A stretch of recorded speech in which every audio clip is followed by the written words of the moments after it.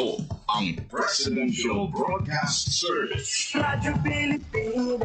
Radyo Publiko ng Bagong Pilipinas para sa Bagong Pilipino.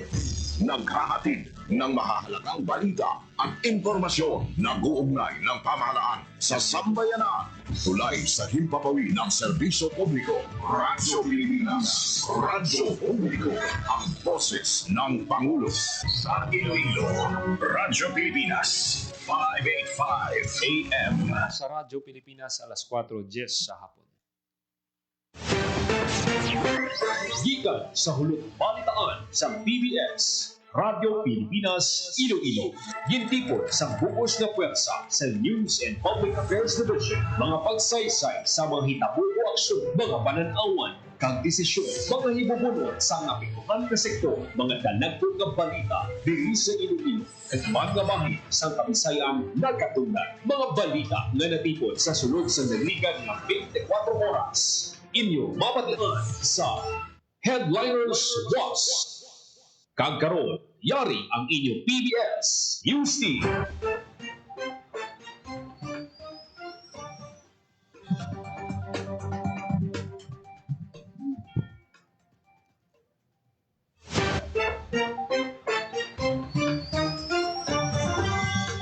Mayong hapon, ini ang Headliners Was. Martes, Oktubre 14, 2025. Hining inyo tag balita, Joseph Paul Nobleza Tarosa. Kagkaroon sa mga pangulong tinalaan. Headline. Probinsya sang Iloilo, ginhatag na ang 5 milyones pesos na bulig para sa mga biktima sang linog sa Cebu. Headline. Iloilo City Government magapadala bulig sa Cebu kag Davao. Headline. Emergency go bags ipanagtag sa mga estudyante kag personnel sa Western Visayas. Headline. Mga Schools Division Office sa Western Visayas ginmanduan nga maghiwat sang structural assessment sa mga buluthuan kag opisina. Headline. 35 ka ARB sa Pandan graduate na sa Farm Business School Training sang DAR. Headline. Kagkaroon sa detalye na sang aton mga balita. Radyo Pilipinas. Radyo Pilipinas News. Ginhatag na ni Provincial Administrator Raul Banyas ang cheque nga nagabalor sang 5 milyones bilang bulig sang Iloilo Provincial Government para sa mga biktima sang magnitude 6.9 nga linog sa Cebu. Ang cheque ginbaton ni Cebu Governor Pam Barriquatro. Nagtambong man sa turnover si Board Member Raymond Calderon. Ang kantidad halin sa pundo para sa donasyon ni Governor Arthur Defensor Jr. para buligan ang Cebu sa ila relief operations kag recovery efforts. Sa datos ng Cebu Provincial Disaster Risk Reduction and Management Office, 71 ang napatay, 592 ang pilason kag masobra 26,000 families ang na-display sa Bogo City, San Romeo Medellin, kakaiping ang mga lugar bangod sang linog. Radyo Pilipinas. Radyo Pilipinas. Radyo Pilipinas. Radyo Pilipinas News. Sa iban pa naton nga balita, Radyo Pilipinas. Radyo Pilipinas News. Iloilo City Government magapadala sang bulig sa Cebu kag Davao. Detalye sang balita, Jenel Baclay. Radyo Pilipinas. Radyo Pilipinas. Report. Magapadala sa bulig sa mga napektuhan sang linog ang Iloilo City Government, partikular sa area sang Cebu kag Davao. Yara sa 200,000 pesos ang hintayin sa syudad sa Iloilo para sa Bugo, Cebu kag Davao Oriental. So kay Iloilo City Mayor Raisa Treñas, ang pagpalabot sa bulig sa mga napektuhan nga local government unit ang kabahin na sa kinagolian sa syudad sa tion nga mayara sing dalagko nga mga kalamidad nga nag-iko sa isa ka lugar. May maluan nga dako ang halit naginbilin sang linog nga nagtayog sa Bugo, Cebu, amuman sa Davao Oriental. Para sa Bagong Pilipinas, Junel Baclay, Radyo Pilipinas, Radyo Publiko. Radyo Pilipinas. Radyo Pilipinas News. Emergency go bags ipanagtag sa mga estudyante kag personnel sa Western Visayas. Detalye sa balita, Marian Grace Ereniata. Radyo Pilipinas. Radyo Pilipinas. Report. Nagapamagtag sa emergency go bags ang mga Schools Division Office o SDO sa Western Visayas sa tanan nga estudyante kag personnel nga sakop sini.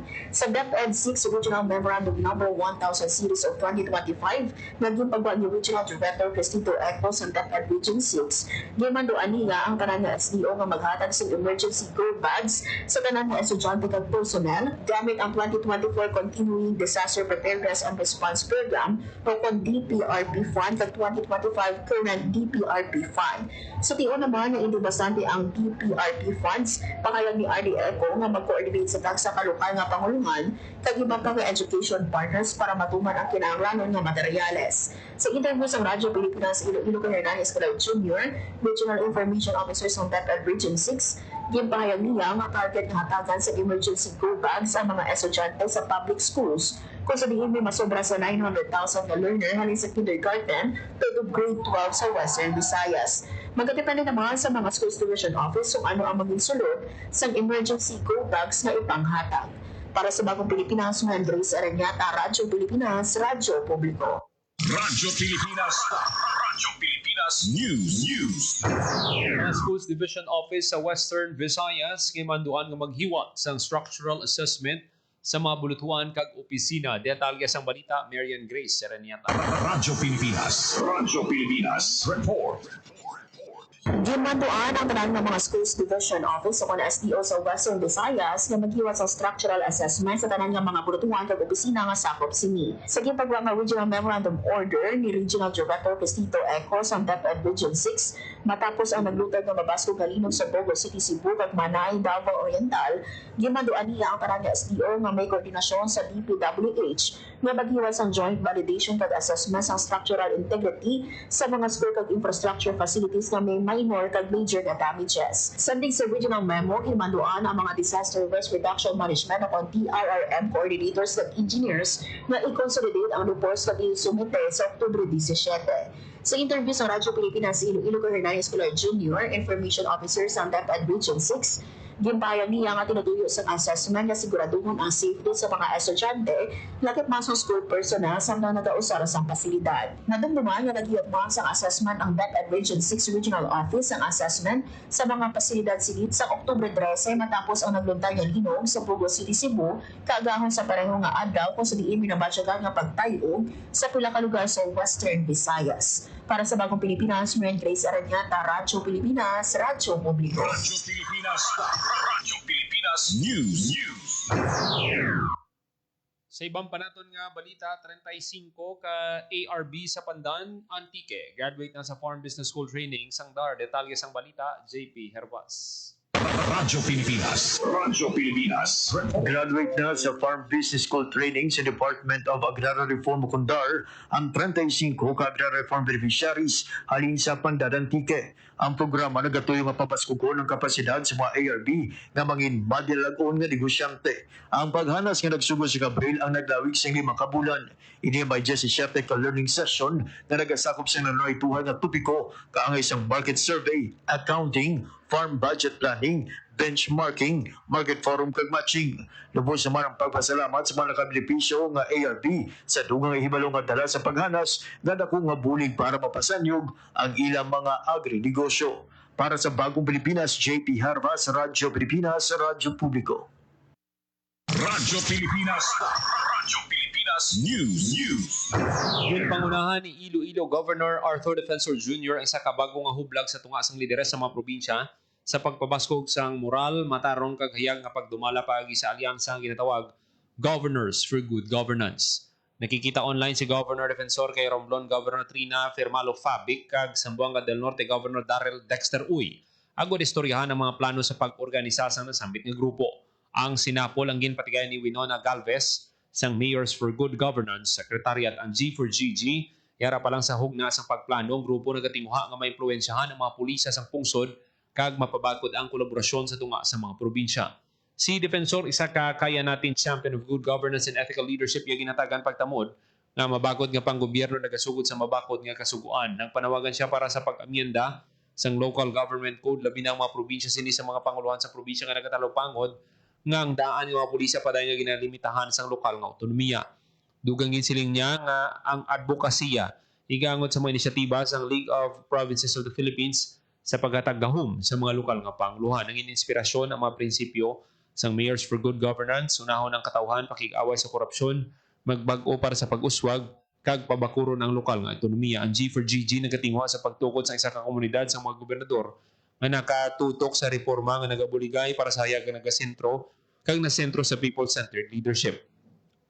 Paagi sa aktibo nga pagpanguna sa pagtukod sa G4GG, liwat ang posisyon ni Governor Defensor ang probinsya ng Iloilo bilang modelo para sa responsive, transparent kag forward-looking governance na nagamot sa kapungsudon nga hublag nga nagatingwa sa paghatag-gahom sa mga lokal nga pangulon kag pagsulong isang makaulugan nga mga reforma sa bugos nga pungsod.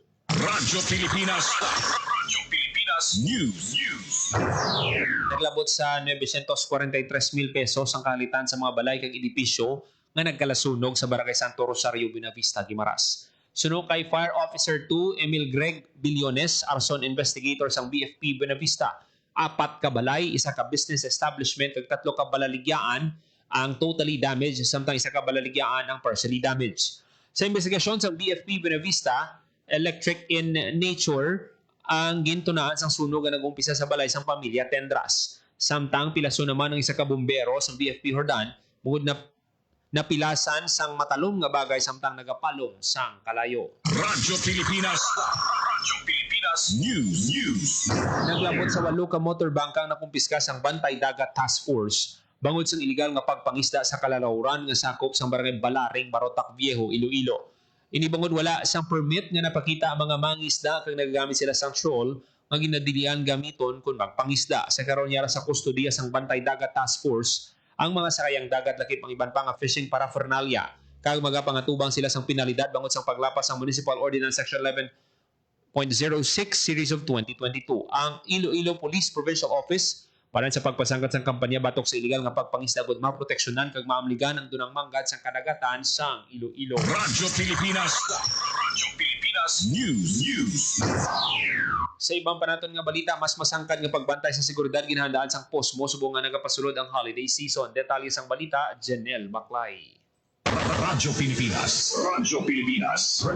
Lalo pa kapasang karon sa Public Order Safety Management Office ang monitoring sa pagbantay sa seguridad sa palibot sa mga pampublikong lugar. Subong nga Burmans, pagi sa ordinasyon sa Iloilo City Police Office, naka-alerto na ang Posmo sa pagpanghanda sa mga security concerns ang pumuluyo. Sa interview sa Posmo Chief Retired Colonel Odrico Garbanzo, sinayad niya lakip sa ilang ginabantayan ang presensya sa mga padyaw ang ibang mga kabataan nga nagapangayo sa pila ka mga residente. Hindi malipod na kalabot man sa ilang tulapangod na reklamo sa isa ka manunudlo ang ginaligar ginpawag sa isa ka minor de edad na bunon sang gunting sa wala nagatag sang kwarta. Padayon na ginabantayan sa Posmo reported vandalism incidents kay pagtugas ang dinamo sang pila ka mga gangs. Subong pa lang dugang ni Garbanzo sila na antisipara pagdamo sa mga aktibidad kay kinahanglan ang masangkad na monitoring. Ginaganya man silang pumunuyo ang mga inagresibo sa pag-report sa mga madiskubrihan na kalakasan na mahimo makatublag sa seguridad. Para sa Bagong Pilipinas, Janelle Maclay, Radyo Pilipinas, Radyo Publiko. Radyo Pilipinas. Radyo Pilipinas News. Samtang sa ibang panaton nga balita, masagana program nagdala sang madamong nga benepisyo sa mga manguma sang Akwit Barotac Nuevo. Detalye sang balita, JP Herbas. Radyo Pilipinas. Radyo Pilipinas. Report. Nagdala sa madamong benepisyo ang masagana program sa Department of Agriculture sa mga manguhuma sa Akwit Barotac Nuevo. Antes ng benepisyaro sa programa, ang mga manguhuma sa nasabit ng barangay ang malawig na nagagawanta sa mataas na balor sa farm input, pambago-bago nga panyempo, pagpamesek kag limitado nga pondo. Apang sa Pebrero 2024, nagdesisyon ang 94 ka manguma na magtingog sinalom sa Akwit Rice Cluster. Sini tuig, ang Akwit Rice Cluster na pilihan ng mga partners sa Department of Agriculture para sa 50 hektarya nga technology demonstration sa hybrid rice bilang kabahin sa Masagana Rice Industry Development Program o kon MRIDP. Sinalom sa programa, ang DA nagpalabot sa madamo nga farm inputs kaangay sa hybrid rice seeds, triple 14 fertilizer, urea fertilizer, muriate of potash, soil ameliorants, kag bio fertilizer. Magluwas sa mga farm inputs kin pakilala man sa ila ang Rice Crop Manager Advisory Service nga naghatag sa pila ka rekomendasyon ang sa hustong elemento kadamuon kag timing sang pag-apply sa abono. Naghiwat man ang DA kaupo ng Municipal Agriculture Office ng Baratak Nuevo sa paghanas tuloy sa hybrid rice production, teknolohiya, pest management kag farm mechanization.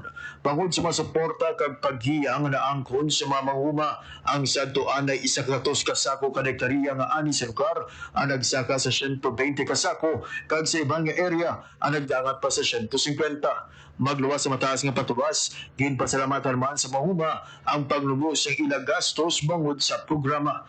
Ang kadalagan sa mga manghuma sa akwit ang gindayaw sa mga manghuma gikan si ibang barangay nga nagbisita sa ilang technology demonstration site sa giniwag nga field day sa Setyembre 19. Para sa Bagong Pilipinas, JP Harvas, Radyo Pilipinas, Radyo Publiko. Radyo Pilipinas. Pilipinas News. LTO Assistant Director Jack Kunlo nag-commute padulong sa iya opisina. Detalye sang balita, Jenel Baclay. Halin sa ila balay sa Barrio Obrero Lapos, nag-commute padulong sa iya opisina si LTO 6 Assistant Regional Director Jack Kunlo. Gikan sa Barrio Obrero, nagsakay ni sa jeep pakadto sa provincial capital nga nasakay man sa modernized jeep padulong sa LTO 6 Regional Office sa Barangay Quintin sa Lazaro. Halos masobra sa tunga sa oras ang kabilugan nga biyahe sini hasta na nakalabot sa iya opisina. Abiso sini sa publiko nga magbiyahe sa mas temprano aron makalikaw sa traffic congestion labi na sa tion sa peak hour. Sa pag-commute sa pinaka mga LTO officials kabahin sa pagsunod sa direktiba ni Transportation Acting Secretary Attorney Giovanni Lopez. Para sa Bagong Pilipinas, Gino Baclay, Radyo Pilipinas, Radyo Publiko. Radyo Pilipinas News. Tatlo ka Sustainable Livelihood Program Association sa Guimaras nagbatol sa 300,000 nga product diversification and development grants. Detalye sang balita, Marian Grace Eraniata. Radyo Pilipinas. Report.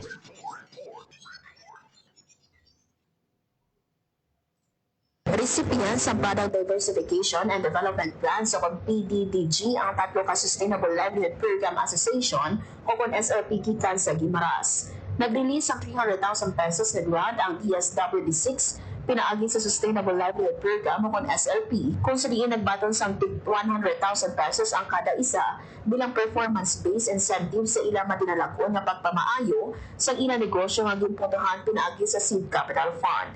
Lakip sa benepisyaryo sa grant ang SAPAL SLPA sa San Lorenzo, Guimaras nga nag-umpisa sa ilang operasyon sa 2023 sa isa ka agricultural supply and dry goods nga nag-expand na sa agri-poultry supplies. Lakip man sa benepisyaryo ang San Enrique Pantawid SLPA sa San Lorenzo nga padayon sa ilang variety store business kag ang Lukmagan Rice Traders SLPA sa Nueva Valencia nga may rice trading na negosyo. Tinutuyo sa PDDG nga pambastigod ba ang livelihood budget sa mga grupo nga nagpakita sa sustainability, effective resource management at mabaskog nga community engagement. Para sa Bagong Pilipinas, Marian Grace Aranyata, Radyo Pilipinas, Radyo Publiko. Radyo Pilipinas News. Inupisa na sang Iloilo City Task Force Voltahe ang pagpanakod sang Ilonggo Rising Parole sa pila ka mayor nga dalanon sa Iloilo City.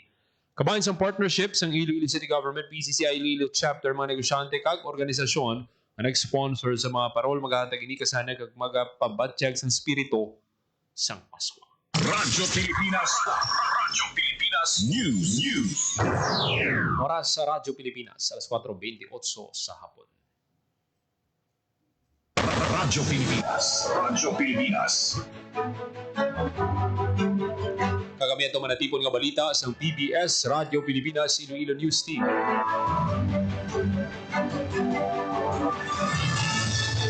Martes, Oktubre 14, 2025. Para sa Bagong Pilipinas, Joseph Paul Noblesa Tarosa, Radyo Pilipinas, Radyo Publiko. Ang inyong tulay sa himpapawid ng serbisyo publiko, ang Presidential Broadcast Service, Radyo Pilipinas, Radyo Publiko. Radyo Pilipinas. Publiko. Kinilala ng pang-international at prestigyosong Asia Pacific Broadcasting Plus Awards 2025 para sa kategorya ng government streaming. Ito ay dahil sa epektibo nitong pagsasanib ng mga tradisyonal na media tulad ng telebisyon, radyo at print para masabayan ang mabilis na pag-inog ng mundo ng digital at social media tungo sa mas epektibong paghahatid ng mahahalaga at napapanahong mga impormasyon sa mamamayang Pilipinas.